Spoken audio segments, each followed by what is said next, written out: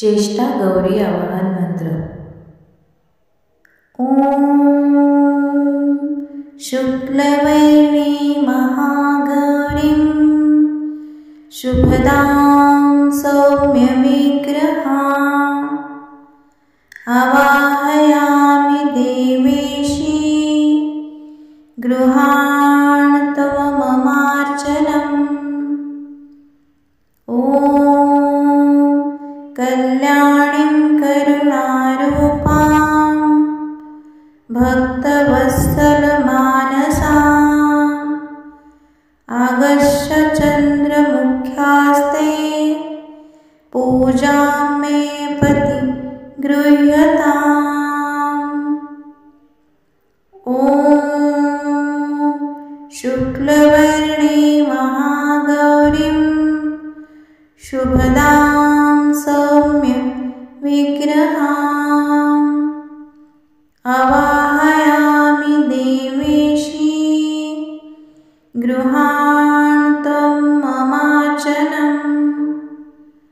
ॐ कल्याणीं करुणारूपां भक्तवत्सलमानसाम् आगच्छ चन्द्रमुख्यास्ते पूजां मे पति गृह्यताम्। ॐ शुक्लवर्णे महागौरीं शुभदां सौख्यविग्रहाम् आवाहयामि देवेशी गृहाण त्वं ममार्चनम्। ॐ कल्याणीं करुणारूपां भक्तवत्सलमानसाम् आगच्छ चन्द्रमुख्यास्ते पूजां मे पति गृह्यताम्। ॐ शुक्लवर्णे महागौरीं शुभदां सौख्यविग्रहाम् आवाहयामि देवेशी गृहाण त्वं ममार्चनम्। ॐ कल्याणीं करुणारूपां भक्तवत्सलमानसाम् आगच्छ चन्द्रमुख्यास्ते पूजां मे पति गृह्यताम्। ॐ शुक्लवर्णे महागौरीं शुभदां सौम्यविग्रहाम् आवाहयामि देवेशी गृहाण त्वं ममार्चनम्। ॐ कल्याणी करुणारूपां भक्तवत्सलमानसाम् आगच्छ चन्द्रमुख्यास्ते पूजां मे पति गृह्यताम्। ॐ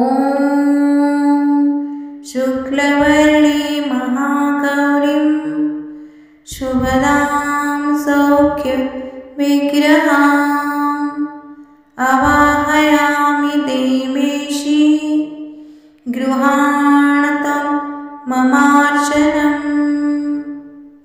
ॐ कल्याणीं करुणारूपां भक्तवत्सलमानसाम् आगच्छ चन्द्रमुख्यास्ते पूजां मे पति गृह्यताम्।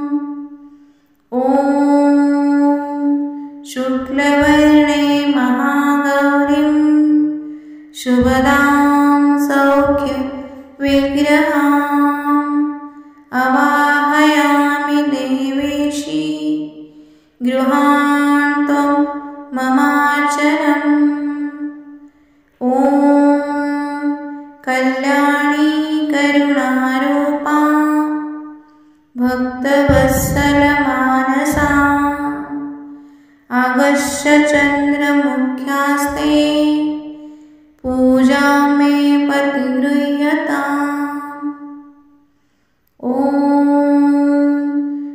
शुक्लवर्णे महागौरी शुभदां सौम्य विग्रहाम् अवाहयामि देवेशी गृहाण त्वं ममार्चनम्।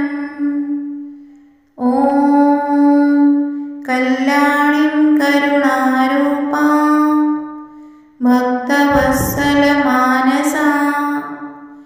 आगच्छ चन्द्रमुख्यास्ते पूजां मे प्रतिगृह्यताम्। ॐ शुक्लवर्णे महागौरी शुभदां सौख्य विग्रहाम् अवाहयामि देवेशी गृहाण त्वं ममार्चनम्। ॐ कल्याणीं करुणारूपां भक्तवत्सलमानसा आगच्छ चन्द्रमुख्यास्ते पूजां मे प्रतिगृह्यताम्।